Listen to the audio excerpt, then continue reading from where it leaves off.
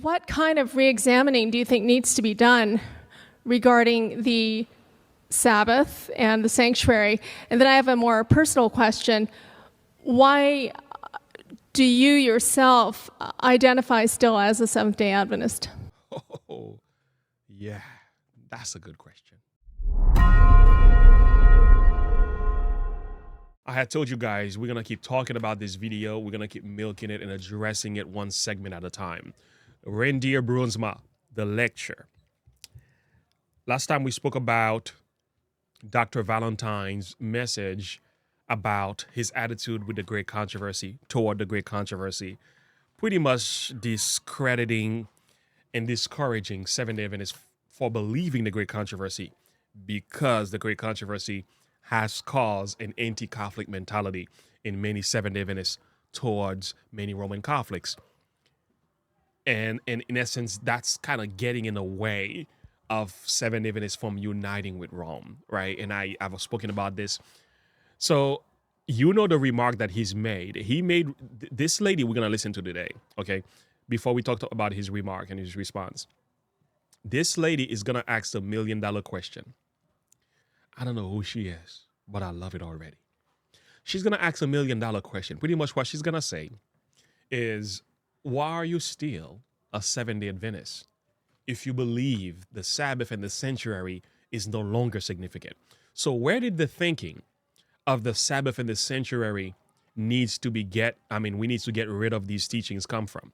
Well, he tells you himself, he is quoting directly from Mr. Brunsma, who is sitting right here. So Mr. Brunsma has been very skeptical of the great controversy. And there are two teachings in the Seventh-day Adventist Church that this man takes a major problem with. One is the Sabbath. The second one is the sanctuary.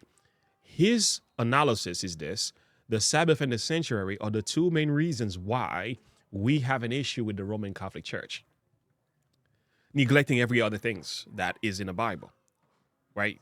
Jesus and Mary and the law of God and, just the primacy of the Pope and the worship of man and all of that. It doesn't matter. Even the words of the Pope is not even thought of, but the Sabbath and the sanctuary are the issues. Why do our teachings and our doctrines have to be cast out in order for us to unite with Rome? I don't even know. So once you attack the great controversy, now you're going to attack some of the beliefs of the Seventh-day Adventist Church.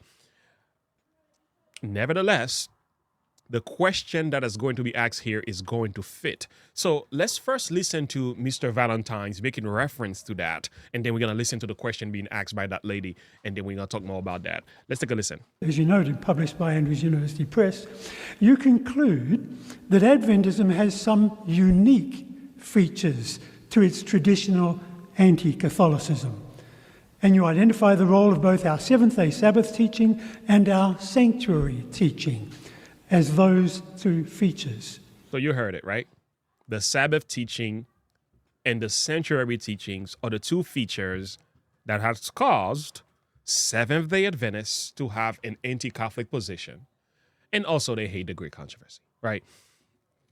All right, let's work with that. Now, here is this woman. I don't know who she is, who her mama is, but I love it already. She's going to ask a $1 million question. Boy, let's take a listen to her question. I'm directing my question to Dr. Valentine. You identified some of the unique features of Adventist anti-Catholicism as being based in Adventist teachings about the Sabbath and the sanctuary. And this may be too big of a question to ask you to address in any comprehensive form, and I'm not asking that. But just briefly, what kind of re-examining do you think needs to be done regarding the Sabbath and the sanctuary? And then I have a more personal question. Why do you yourself identify still as a Seventh-day Adventist? Were you able to hear the question? It's difficult. Yeah, if I understand you correctly, you're asking about those two doctrines that we've traditionally presented them within an anti-Catholic context. How could they be broader than that? Is that your question?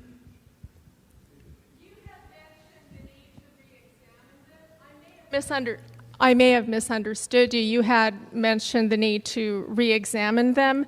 So I was just wondering how or what direction you think the church needs to go, and what is it about Adventism that keeps you in? Good question. So let me see if I can rehearse that.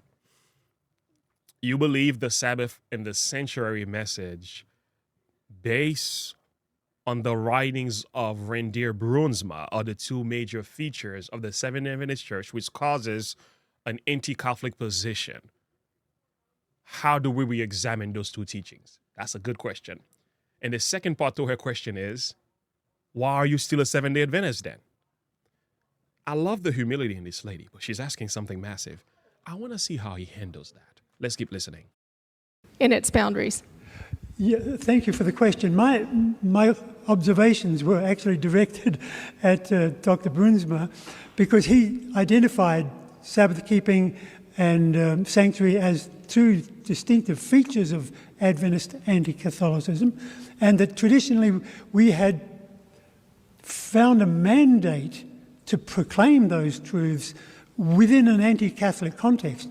And I think he's suggesting that we actually need to proclaim those same two truths in a much broader, richer, more theologically rich way, rather than just saying the Catholics were wrong on that and the Catholics were wrong on this. Not disposing of them and not discarding them in any way, but rather looking for their deeper, richer meaning in our proclamation. And I'm thinking of Sabbath perhaps in the Roy Branson tradition, in the Harold Weiss tradition, looking at the Sabbath as a festival of redemption rather than it's this day rather than that day. That's undergirding it, but looking at those doctrines in a deeper and richer way. I don't know if that helps, but that's how I see what you're suggesting, Rainer. He didn't answer the second part of the question, so that right there is left out. Let me address. First of all, if you're going to teach the sanctuary doctrine, right, simply by teaching it correctly, you will automatically take an anti-Catholic position. As a matter of fact, the perspective that Seventh-day Adventists have on the sanctuary is not essentially anti-Catholic. It becomes anti-Catholic because of the position of the Catholic Church toward the Bible. And one of the reasons that is, when you go to the book of Daniel, and I want to quickly explain that, and I love the nature of her question. I wish he had answered the second part of the question. We're going to come back for more questions because there's some really good questions being asked in this discussion, and more videos are going to come throughout the week. So now, the second position is this. Where did we get this anti-Catholic position from the sanctuary message? Well, Daniel chapter 8 is a good place to begin. So when you go there in Daniel chapter 8, what you begin to notice, it is slightly different than Daniel chapter 7. And even the beasts that are used in Daniel chapter 8 are the type of animals you find in a sanctuary. We have goats, we have ram and stuff like that. And we have horns. So when you carefully examine that, you'll find these elements in a sanctuary, and even these animals were used for sacrificial offerings also in a sanctuary. So we are told the he-goat waxed great and was strong, and great horn was broken, for he came out and toward in the four winds of the heavens. And we can go deeper into what happens here with Greece. He was divided in four different nations with the four generals of Greece, which we're not going to get into all that study. But what you begin to notice is that God himself in the book of Daniel, as he breaks down the sanctuary message, it shows opposite to that is the little horn system. And what you begin to notice is that out of one of them came forth a little horn, which waxed exceeding great toward the south, toward the east, and toward the pleasant land. And this is a mouthful. But this little horn is similar to the same little horn of Daniel chapter 7, because it's warring against God and the people of God. And not only that, the Bible says it was great even to the host of heaven, and cast down some of the hosts of the stars to the ground, and stamped upon them. And he magnified himself even to the prince of the hosts, and by him the daily sacrifice was taken away, and the place of the sanctuary was cast down. So it isn't, God is telling you, the sanctuary was attacked by the little horn. Now, the sanctuary, we are told in Psalm 77, that thy way, O God, is in a sanctuary. So God's way, God's plans of salvation is revealed through the sanctuary. So when the little horn was attacking the sanctuary in the symbolic form, it was attacking the plan of salvation. So by going through the sanctuary, you can see how the little horn was attacking. So it tells you, opposite, there is a massive contrast to God's plan of salvation in the sanctuary, and that contrast was seen in the activity of the little horn power, which is the Roman Catholic Church. So we are told host was given him against the daily sacrifice, and by the reason of transgression, he cast down the truth to the ground. It practiced and it prospered. So it cast down the truth. Didn't it do that? So when you go through the sanctuary, for example, you look at every single one of the elements in the sanctuary, whether it's the altar of sacrifice, whether it is the laver of washer, the 7 lampstand candlestick, the table of showbread, and also the altar of incense, and even going to the Ark of the Covenant, which is the third apartment of the sanctuary. So what you notice is that every single one of them, which plays a significant role spiritually in the plan of salvation, the altar of sacrifice, talking about the means by which we are saved, where the lamb had to be sacrificed, where the offering had to be made, confession had to be made. We are told, instead of the altar of sacrifice, the man of sin, establish a system that where you have to come to a man and confess your sin. This is how this stuff began to happen. When you go to the laver of washer, which is a symbol of baptism, the man of sin has taught humanity. Let's pull up the sanctuary quickly. So in this great in the sanctuary model, you see the altar of sacrifice that was attacked by the little horn. The laver of washer, which represents baptism, right? That was also attacked. It was changed with infant baptism. The table of showbread, which is the word of God, that was also attacked by the little horn power.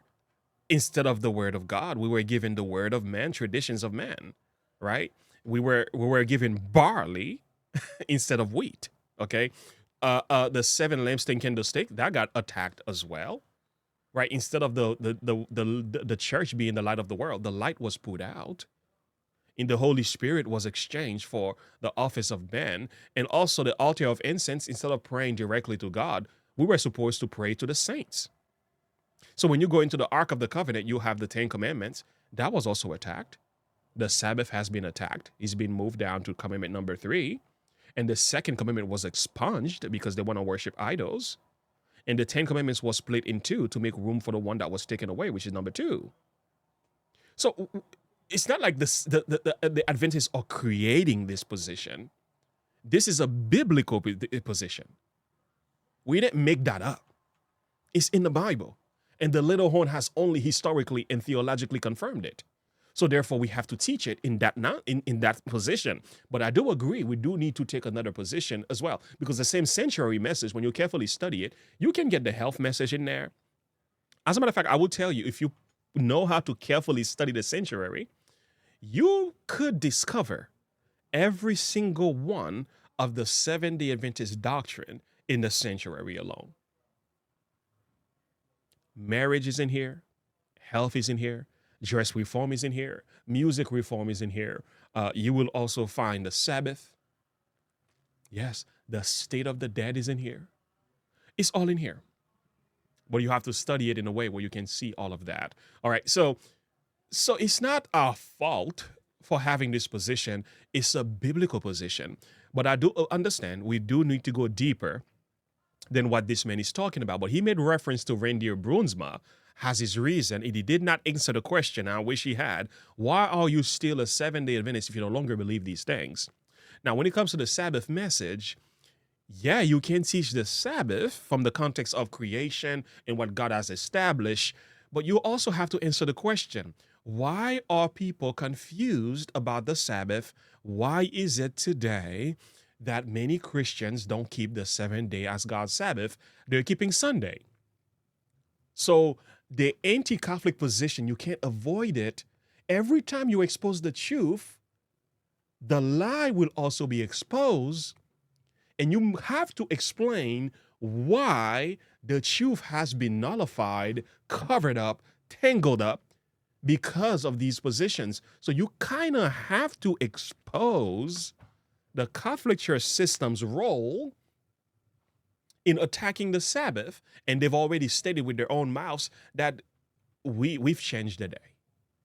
So it's not our fault. We didn't make it up. It's just what it is. It's just what it is. Rome gave us Sunday. God gave us the Sabbath. So man has to choose, am I going to obey God or man? Mark chapter 7 verse 9 says, full well, you reject the commandments of God that you may keep your own traditions. Howbeit in vain do they worship me, teaching for doctrines the commandments of man. In the book of Acts chapter 5:29, Peter says with the rest of the apostles, we are to obey God rather than men. So going back to her questions, why are you still a 7-day Adventist? Why do you yourself identify still as a Seventh-day Adventist? If you don't believe these teachings.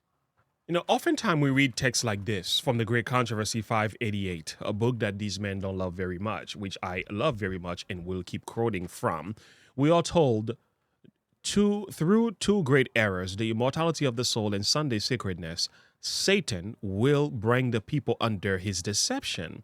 While the former lays the foundation of spiritualism, the latter creates a bond of sympathy with Rome. So you abandon the Sabbath, you are done.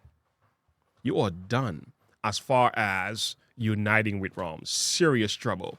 The Protestants of the United States will be foremost in stretching out their hands across the gulf to grasp the hands of spiritualism. They will reach over the abyss to clasp hands with the Roman power, and under the influence of this threefold union, this country will follow in the steps of Rome in trampling on the rights of conscience.